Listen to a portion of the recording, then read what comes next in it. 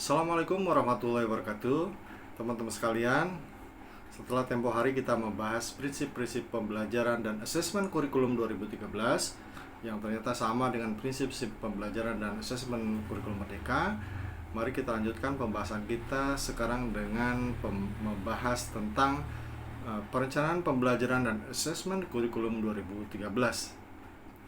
Nah, teman-teman sekalian, seperti yang sudah kita ketahui bahwa pemerintah menetapkan kompetensi inti atau kompetensi dasar sebagai kompetensi yang ditargetkan.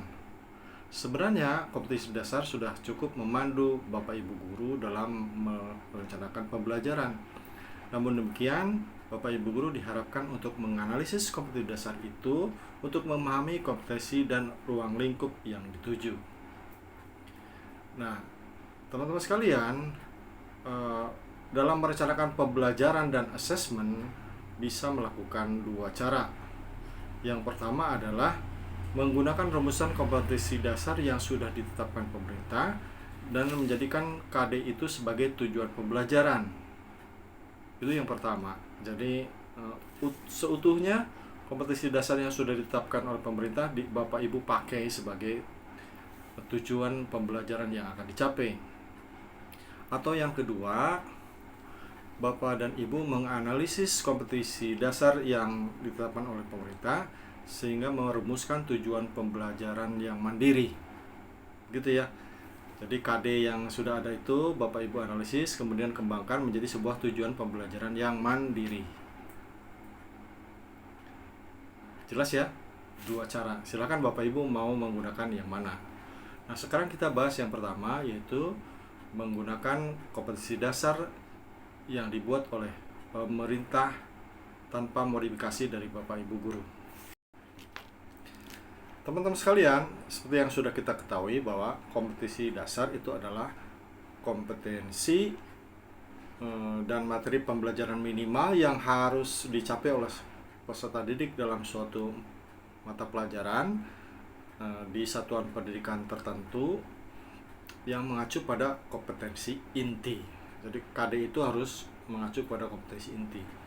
Nah, kompetensi inti itu meliputi sikap, spiritual, sosial, pengetahuan, dan keterampilan.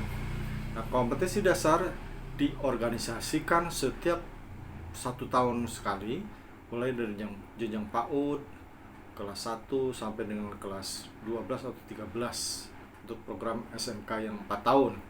Nah, satuan pendidikan atau Bapak Ibu guru juga dapat memutuskan untuk menggunakan K13 maupun K13 yang disederhanakan untuk kondisi khusus. Nah, dalam penggunaannya, satuan pendidikan dapat langsung menggunakan kompetensi dasar yang ada atau yang dibuat oleh pemerintah sebagai tujuan pembelajaran untuk merancang pembelajaran dan asesmen. Jadi sekali lagi, kalau Bapak Ibu menggunakan kompetensi dasar yang dibuat oleh pemerintah sebagai tujuan pembelajaran dan asesmen itu diperbolehkan.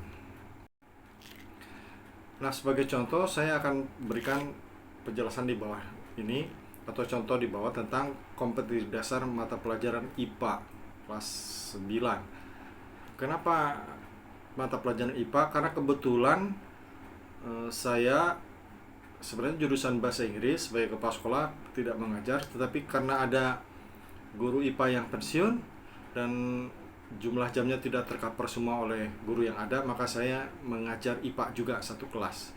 Nah, oleh karena itu yang akan saya paparkan adalah guru IPA.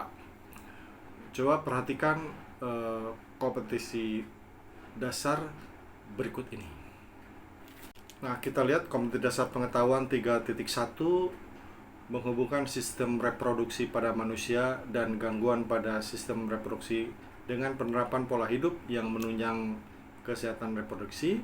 Sementara kompetensi dasar keterampilannya 4.1 menyajikan hasil penelusuran informasi dari berbagai sumber terkait kesehatan dan upaya pencegahan gangguan pada organ reproduksi. Kemudian kompetensi dasar pengetahuan yang kedua 3.2 yaitu menganalisis sistem perkembangbiakan pada tumbuhan dan hewan serta penerapan teknologi pada sistem reproduksi tumbuhan dan hewan. Dan pasangannya kompetensi dasar keterampilannya 4.2 menyajikan karya hasil perkembangbiakan pada tumbuhan. Kompetisi dasar pengetahuan yang ketiga, 3.3, itu menerapkan konsep pewarisan sifat dalam pemuliaan dan kelangsungan makhluk hidup. Dan kompetisi dasar keterampilannya yaitu 4.3, menyajikan hasil penelusuran informasi dari berbagai sumber terkait tentang tanaman dan hewan hasil pemuliaan. Kompetisi dasar yang keempat, kompetisi dasar pengetahuan yang keempat, 3.4, menjelaskan konsep listrik statis dan gejalanya dalam kehidupan sehari-hari, termasuk kelistrikan pada sistem saraf dan hewan yang mengandung listrik. Dan kompetisi keterampilannya 4.4, menyajikan hasil pengamatan tentang gejala listrik statis dalam kehidupan sehari-hari. Kompetisi dasar pengetahuan yang kelima, 3.5, menerapkan konsep rangkaian listrik, energi dan daya listrik, sumber energi listrik dalam kehidupan sehari-hari, termasuk sumber energi listrik alternatif, serta berbagai upaya menghemat energi listrik.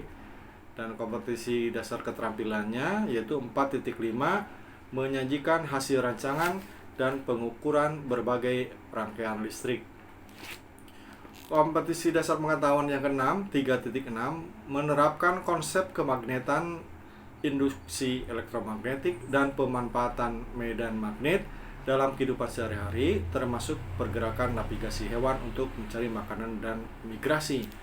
Dan kompetensi keterampilannya yaitu 4.6, membuat karya sederhana yang memanfaatkan prinsip elektromagnet dan atau induksi elektromagnetik.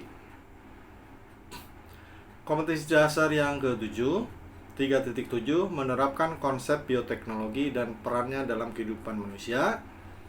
Dan kompetensi dasar keterampilannya 4.7, membuat salah satu produk bioteknologi konvensional yang ada di lingkungan sekitar. Kompetisi dasar pengetahuan yang ke-8, 3.8, menghubungkan konsep partikel materi, atom, ion atau molekul, struktur zat sederhana dengan sifat bahan yang digunakan dalam kehidupan sehari-hari, serta dampak penggunanya terhadap kesehatan manusia. Dan kompetisi dasar keterampilannya 4.8 itu menyajikan hasil penyelidikan tentang sifat dan pemanfaatan bahan dalam kehidupan sehari-hari. Kompetisi dasar yang ke-9, 3.9, menghubungkan sifat-sifat fisika dan kimia tanah, organisme yang hidup dalam tanah, dengan pentingnya tanah untuk keberlanjutan kehidupan.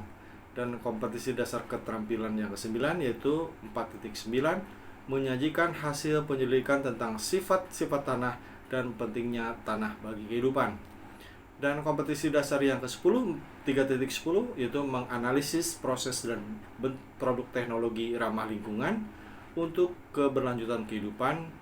Dan kompetisi dasar keterampilannya yaitu 4.10, menyajikan karya tentang proses dan produk teknologi sederhana yang ramah lingkungan. Nah, dengan demikian ada 10 pasangan kompetensi dasar atau 20 tujuan pembelajaran yang akan dilaksanakan selama 1 tahun ajaran. Nah, dengan demikian Bapak dan Ibu tinggal merencanakan tujuan pembelajaran apa yang akan dilaksanakan di semester ganjil dan tujuan pembelajaran apa yang akan dilaksanakan di semester genap. Jadi demikian Bapak Ibu sekalian, perencanaan pembelajaran dengan menggunakan kompetensi dasar yang sudah dibuat oleh pemerintah tanpa kita analisis, kita modifikasi menjadi tujuan pembelajaran yang mandiri. Nah, demikian teman-teman sekalian, besok kita lanjutkan pembahasan mengenai perencanaan pembelajaran dan asesmen kurikulum 2013 dengan menggunakan kompetisi dasar mandiri melalui analisis kompetisi dasar yang ada. Terima kasih. Assalamualaikum warahmatullahi wabarakatuh.